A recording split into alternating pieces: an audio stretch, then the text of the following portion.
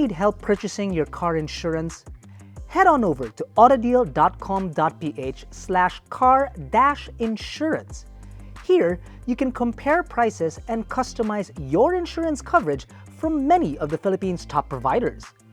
When you've selected the insurance that's best for you, simply fill out the application and complete the transaction with ease through Visa, MasterCard, GCash, GrabPay, or PayPal, and receive your policy within the next business day. Get the best deal on insurance with AutoDeal. It was many years ago when I remember that I was a passenger inside a Nissan Cefiro. Now this is an inline-six 2.4-liter rear-wheel drive massive car that I thought was a pretty huge engine at that time. And when we pulled up at a stoplight, it was late in the evening on some unknown road. A car pulled up beside us and we figured, oh, let's go, let's have a little fun, right? And we floored it, went for it. By the time we hit second gear, this tiny little car beside us was basically going and ate us the entire way through. Our jaws dropped, had no idea what kind of a car it was until we stopped, and we then understood that it was a Honda Civic. And ever since then, I've been a fan. I haven't been a huge fan of it because I like all cars, but I understand that there are a lot of fanboys out there, fan people of the Honda Civic, and they've been for quite some time, and I'm with you. But as you know, in the later generations of the Civic, they've become less and less sort of like set-up cars. They've become more elegant cars, sedans that not just the 20s or the early 30s people like to drop, set up, and do stuff with. Now it's become really a family automobile with a lot of power, mind you. And that, true enough, is with the 10th generation Honda Civic. Now, when this came out, it was great. Everybody loved it. The design was something nouveau. And like I said, it's a lot more mature in the sense. Time has come, however, that we move on to the next generation. And that is the 11th generation Honda Civic. And the first impression is, well, the color of this is much better. This red is a heck of a lot better than that red. And it looks so elegant. Before we get into it, let me tell you that these cars will be available in showrooms for purchase and reservations starting November 23rd. And I'm going to go through a bit of a walkthrough with you to tell you some of the key features that are available on this particular automobile. First, before that, allow me to tell you that there are going to be 3 variants in total that are going to be in the showrooms, which are this, the top of the line RS, and then if you have a look over there, that is actually the V variant. And then the base variant will be the S. Now, the price, I know that you guys are asking, but we'll get to that a little bit at the end of the video. So let me talk you through some of the key features that we have on the all-new Honda Civic. First, let's talk about the front clip. Jack, can you come to an angle where it's a little bit low on this side? The reason why is I want to show you that this front bumper, much like the older generation, has sort of like a lean towards it, a lean towards the inside kind of a thing. And that's important to me because, well, if you look at it, it seems to look like it's a person bowing. It's very elegant in the sense. The thing that I'm not too sure about, one of 2 things that I'm not too sure about, would be this little bottlenose right here. It wasn't present on the previous generation, and this, well, it kind of reminds me of a beluga whale, really. That doesn't mean that it's bad, no. I mean, the beluga whale in Finding Dory was actually very cute. So it might be something that a lot of people are game about. I'm just not exactly sure how well it's going to do into the future. But it's there, and I'm sure it'll probably grow on me. Anyway. Okay, so that's the front clip. You have an all LED affair, whether it's your headlamps or your fog lamps. These right here are your DRLs. Very nice. Important to note that under the hood of the RS and the V and the S are all the exact same engine, which is a 1.5 turbo VTEC made into an Earth Dream CVT. That produces 180 horses and 240 Newton meters of torque. Now, if you think about those figures, that's basically a base model 5 Series. And then if you think about it in another manner, if Max Verstappen had this inside his car instead of a curse system, he may have actually won the championship by now. which I'm kind of hoping that he does. The suspense is killing me. Okay, so anyway, we know the power figures, but we don't know the fuel consumption figures that yet. We'll have those for you when we finally do a proper review on this car, and don't you worry, we definitely will. Continuing on with the exterior design, if you move on over here with this side, what I wanted to show is the silhouette of the car. The hood is actually a bit longer. The reason being is that the A-pillar was actually moved 2 inches back. Now I know that doesn't seem like much, 2 inches about that much, right? But by doing so, the hood is longer and the roof is just slightly a bit higher, which means the headroom inside the automobile is probably much more. We'll get to that a little bit later. The question though is, if they move the A-pillar back, does that mean that the legroom either for driver or passengers is still the same? Now, this being the RS variant, some of the other key features that you will find is that it's all blacked out. Sorry, not all blacked out, but certain parts are blacked out, like the side mirrors are blacked out, the door handles are blacked out, the grille up front is blacked out. And then, more importantly also, and I'm sure that you guys have seen it already because Jack was showing the silhouette, these beautiful blacked out matte rims. Aren't they gorgeous? Now these are 18s on Pilot Sports, mind you, on the RS. On the V variant, they're a little smaller. They are 17s on the V variant, and on the S variant, the base model, they're 16s. They're a little bit smaller, but this alone is actually just worth the automobile. It's gorgeous. Let's move on to other key features. You'll note that the RS also has a camera, much like the CR-V, where when you turn on your indicators to switch to the left lane or to the right lane, this camera will come on and it will come on the screen that's available inside. Down the line, you've got LED tail lamps back here. Another thing for just the RS is that the shark's fin antenna is blacked out. You have a spoiler that's black. And then on the RS variant only, you have tail finishers. Now all the models, or rather all the variants of the new Civic have twin exhausts, but only the RS has tail finishers that can be seen from here. Before we get into inside the automobile, I want to show you the trunk space, or the boot space, which is over 400 liters of space. I think about 495 liters of space. The weird thing is the RS has 2 liters of space less than the V or the base model. And the reason being is that this guy has a subwoofer. Nice touch, Honda. And also that the boot, or rather the what do you call this? The door? You'd call it the door, right? Trunk lid. Trunk lid, there you go. The trunk lid, when you open it, it's not like your average subcompact where normally when you open it, it kind of rattles by the time it gets to the top. This is very much controlled because there's actually a strut to control its ascent, and then there's a little bit of a resistance during its descent when you close it. I think that adds a lot of premium to it. So that is basically the exterior of the automobile. Oh, almost forgot to mention, from this angle, Jack, why don't you move dead center but a little back?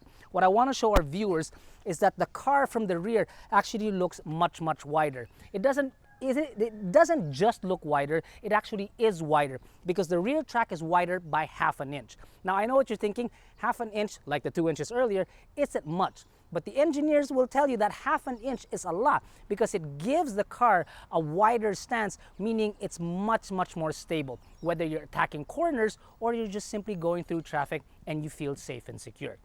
So, Jack, why don't you come on this side and I'll see you inside the automobile. Okay, so getting inside the passenger seat of the all-new Civic, and the first thing I noticed is that the rear backrest is, well, it leans a bit more. There's a bit more of a lounge feel to it, which I actually quite like. And by leaning more, it gives you a heck of a lot more headroom. Like there isn't enough already, but there's a heck of a lot of headroom. This is my normal driving position, and the amount of space that I have is quite literally mid-size sedan size, man. That's a lot of space. Either that or I'm just a really short person. Haha, get over it. Material, let's talk material of the automobile. This RS is equipped with leather and suede, which is actually nice. The leather allows you to get in and out easily. The suede keeps your butt and your lower back in place. And unlike, let's say, the City that we recently reviewed, they had pretty big lumbar supports on all the seats. Here, it's actually a bit more forgiving, which I actually quite like. The thing though is, what I gotta tell you is that if you want an automobile straight off the showroom with leather seats, you have no choice but to opt for the RS, because the V and the S have cloth material seats. So leather is at the moment only optional, or rather only available in the RS. And I gotta tell you, it's nice. A third person is possible, but unadvisable, because the tunnel may not be that that high actually. See, it's not all that high, so a third person is possible. But if you are going to put the third person, I suggest it be a very tiny person, tinier than me. Okay, elbow room, if there are two adults back here, I don't think is going to be an issue at all. I would like to point out some of the toys that are available back here. There are two air vents found down here with the blower control. Well, open the vent and close the vent right there. However, I noticed that there is no USB ports, so you can't charge any of your devices back here, which I find a little bit odd considering that this is the top of the line RS. There is a center armrest with two cup holders, which can easily carry a 500 milliliter bottle. There's this, I don't know if you can see this, but one is actually smaller than the other. This one's a smaller one and this one's a bigger one. And then on either door, you've got bottle holders and speakers all around the cabin. Now the speakers all around the cabin, including the subwoofer in the back, is a total of 11 speakers. No, I'm sorry, not 11, 12. 12 speakers. So there's probably a center speaker out there somewhere, and they're Bose. So if you've ever seen any of our reviews when we're talking about Bose speakers inside a Mazda, there's a good chance that it sounds as good in here too, and we'll have a play with that a little bit later. If you look, I don't know if you can see this on the camera, but even back here, the door handles, even the door handles are cool, man. Look at it. It looks like it's machined from one solid piece of metal. Actually quite like that. There are still plastics that you can see on the door itself, but it does have some soft touch materials on the side too. That's basically it for back here actually. I wonder this, I didn't check this, can you get access to the rear seats, or rather the trunk, from here? Is it possible? It should be possible. Oh, silly me, there is no latch here inside the cabin to open this or to pull this down, but there is a latch in the trunk, as we saw earlier, that you can put this down, which will then increase your trunk space. That's about it for back here. Let's move to the front. Now, on to the business end of the RS, or rather of the all-new Civic RS. First things first, you have power seats to get you in the proper driving position. Power seats are only available in the RS and only for the driver. Then you have a telescopic steering wheel. That's actually quite like. On the steering wheel, you've got your audio controls on the left and your cruise controls on the right with paddles. So one is already a plus, both excellent. Your instrument cluster is no longer analog. Well, for the RS at the very least. It is a full TFT color display, which I absolutely love, and it's a trip playing around with it. On the lower variants, however, it's only partial TFT display, because the speedometer or the tachometer, I'm actually not sure. One of them is analog, but here in the RS, full digital display. And then for being it a little bit of a more driver-centric automobile, the gear shifter is tilted ever so slightly to the driver, which is actually pretty cool. The bolsterings in the automobile are not that tight, but enough that when you start to lean, you know that they're there and they will give you support if you decide to start carving some roads out in the canyons. Now, let's get through some of the tech that's found in here. You've got a 9-inch screen that controls your audios and certain parts of the automobile. And the fact that this system is actually all new by Honda, and what they've done is that they've subtracted layers. So what that basically means is that if you're trying to get to a specific area of the infotainment screen, whether it's dealing with your air or dealing with other functions of the automobile, there's a lot less layers that you need to go through to get to that particular one. So it's a lot quicker, it's a lot faster, it's crisper, it's brighter, and it actually works very, very well. Underneath that, you have your dual zone climate with knobs that, oh, they sound absolutely great, and they feel really, really premium too. More tech you can find is that you have a wireless charger available only in the RS and wireless Apple CarPlay. Still no wireless Android. I don't even know if it exists. I wish it would. Wireless Apple CarPlay, but no wireless Android Auto. You have your charging points here, and of course to connect via your Android, and then a 12-volt socket available here. The big thing that I want to point out is the fact that there are much less piano black plastics all around this automobile. Yes, there are still some that you can find here, but they're in the areas where you don't necessarily spend a lot of time touching and leaving your thumbprints on. Even here, where the gear shifter is, it's a textured material that is, look, I can't even put my fingerprints on this. I could commit murder and they'll never figure it out because they won't find my... Don't put that on cam, dude. I didn't mean to. But anyway, you can't put your fingerprints anywhere on this, and it's not a scratch magnet. I love it. And you can find this same material on the doors as well. Yes, on the window, on the power window buttons and whatnot. Then you have your drive mode, electronic parking, and your brake hold. Also, it's worth mentioning that a lot of it also is soft touch, whether it's up front here or here in the center. I like that. That's very nice. Okay, so obviously the one thing that I haven't spoken about is this honeycomb mesh thing that you see right here in the center. Now, I'm still on the fence about it. I mean, it looks okay. Right? I get it. It looks okay. The vent controls are actually very nice. It reminds me of cars in the 60s or the 70s. I wasn't around then. I'm just saying it reminds me of cars of back then. And it's very easy to manipulate and point in any direction that you want, which is great.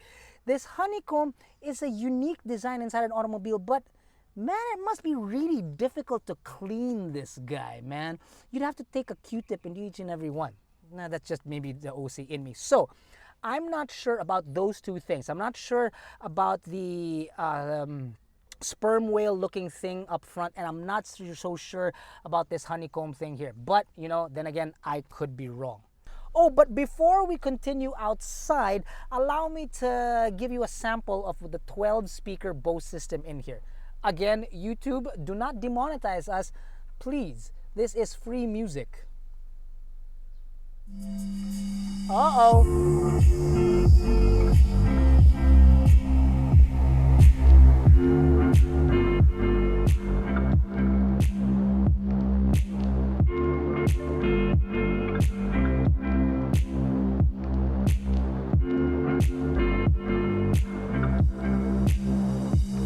And finally, the moment that you guys have been waiting for, the prices for the 11th generation all-new Honda Civic.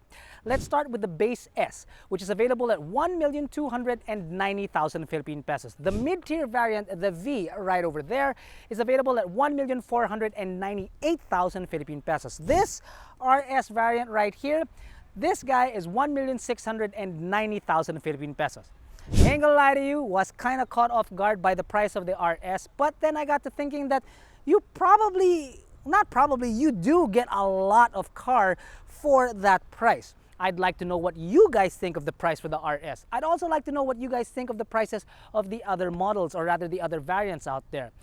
It's important to us that you guys comment because, well, we want to know what you guys are thinking. And it's not just us, but the manufacturers themselves, they scroll through the comments and understand what it is that you guys are trying to tell us, or try to tell them rather. And it's very important to everyone.